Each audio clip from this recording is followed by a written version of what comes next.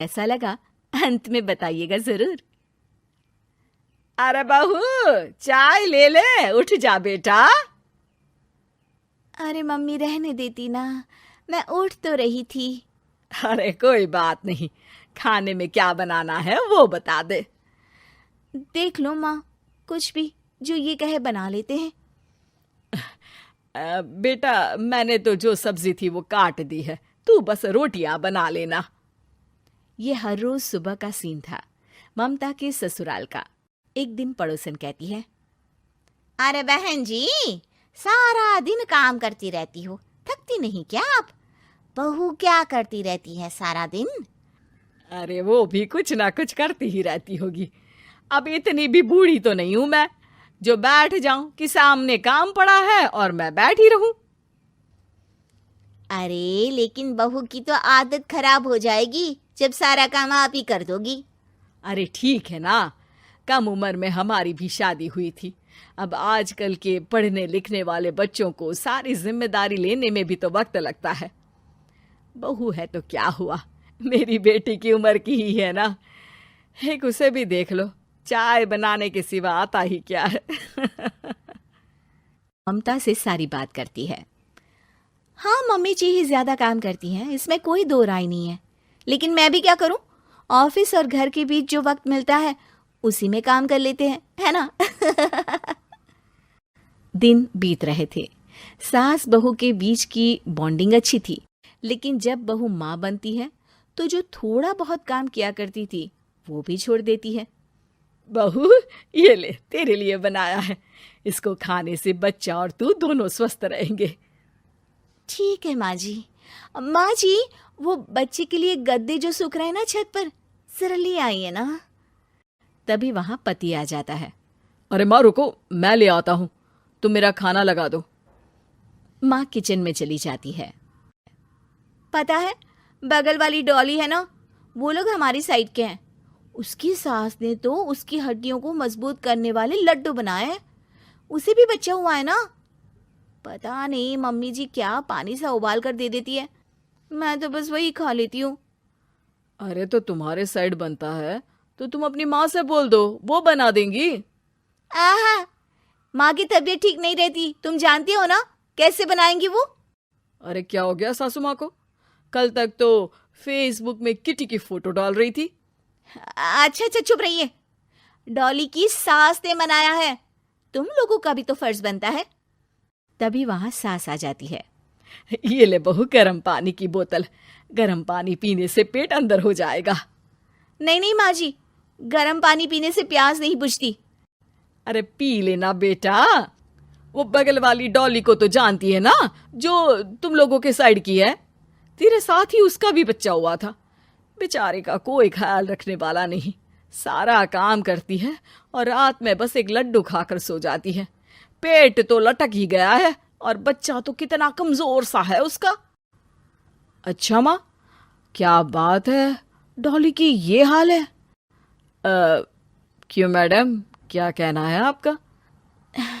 अब पता है मुझे, किसी के पास मेरी सास की तरह सास थोड़ी ना है। नहीं नहीं बेटा, ऐसा नहीं है। मेरे लिए तो तुम सभी मेरे बच्चे जैसे ही हो। ममता को समझ में नहीं आता कि वो सास में कैसे कोई बुराई निकाले, क्योंकि हर कोई उससे उसकी सास की तारीफ ही किया करता था। एक रोज ममता के घर उसकी ननद आती है। अरे भाभी, मुन्नी को तो 6 महीने हो गए, आप अभी भी बेड पर हो? आ गई है आप? कैसी हैं बुआ? बच्चा होने के 6 महीने बाद आई हैं आप? भाभी, अमेरिका दूर है ना, तो वक्त लग जाता है। अब इनकी छुट्टी अभी थी तो सभी आ गए। वैसे माँ कहाँ है? थकी हारी सास बेटी को देखकर खुश हो जाती है। माँ, इस बार तेरा वीजा तैयार है, मेरे साथ चलने को तैयार रहना। हाँ हाँ बेटा, मैं तैयार हूँ। अरे ऐसे कैसे माँ, मैं कैसे मैनेज करूंगी? कैसे मतलब? जैसे मैंने किया अमेरिका में, आप इंडिया में कर लेना। वैसे आपका तो मायका भी पास ही में है ना। हाँ वो तो है, लेकिन वहाँ माँ के पास वक्त नहीं होता। ईश्वर भक्ति में उनका सारा समय चला जाता है। भाभी, बेटी परेशान हो तो माँ का ध्यान आरती में कैसे लग सकता है? समझ में ही नहीं आता। वैसे भी अब माँ को मैं अपने साथ ले जा रही हूँ। माँ को विदेश घूमने का शौक है ना। ममता मन मारकर चुप हो जाती है, लेकिन मन ही मन सोचती है कि वो कैसे सारा काम मैनेज करेगी। पति का खाना, नाश्ता, मुन्ने को नहलाना, धुलाना, फिर रात भर इसके लिए दूध तैयार करना। माँ तो सारा काम करती थी।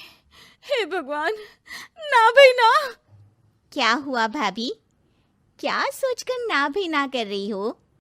अरे कुछ नहीं, बस बच्चे के बाद से ही कमजोरी ज्यादा हो गई है ना, तो अचानक से बड़बड़ाने लगती हूँ मैं। अगले दिन ममता अपनी माँ को फोन करती है। राधे राधे। माँ मैं क्या करूँ, मेरी सास तो अमेरिका जा रही है बेटी के पास। अब घर का सारा काम, बच्चा, सब कैसे मैनेज करूँगी।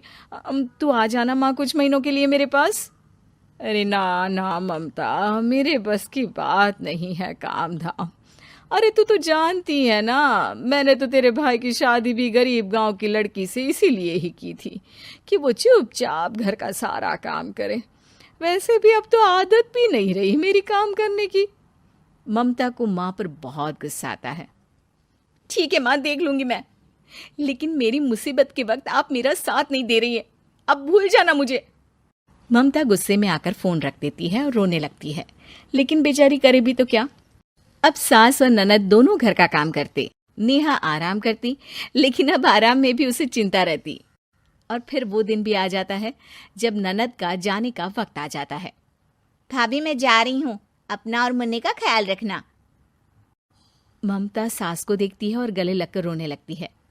माँ जल्दी आ जाना। सास मुस्कुराकर कहती है, कहाँ से ममता, मैं कहीं नहीं जा रही। मैंने देखा कि मेरे जाने की बात से ही तू परेशान हो गई थी, इसीलिए मैंने अपना जाना कैंसिल कर दिया है। तू चिंता ना कर, मैं तेरे साथ ही रहूंगी। ममता को अपनी माँ की बात याद आती है कि कैसे उसके कहने पर भी ममता की परेशानी को समझने की बजाय उसने मना कर दिया, जबकि सास ने बिना कुछ कहे बहू की समस्या पढ़ ली। हाँ माँ, हम सब साथ चलेंगे बाद में दीदी के घर अमेरिका।